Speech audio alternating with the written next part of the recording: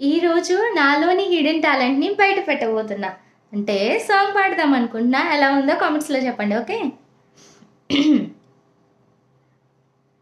కొంటె చూపుతో నీ కొంటె చూపుతో నా మనసు మెల్లగా చల్లగా దోచావే, చిన్ని నవ్వుతో ఒక చిలిపి నవ్వుతో ఏదో మాయ చేసి అంతలోనే మౌనమేలనే.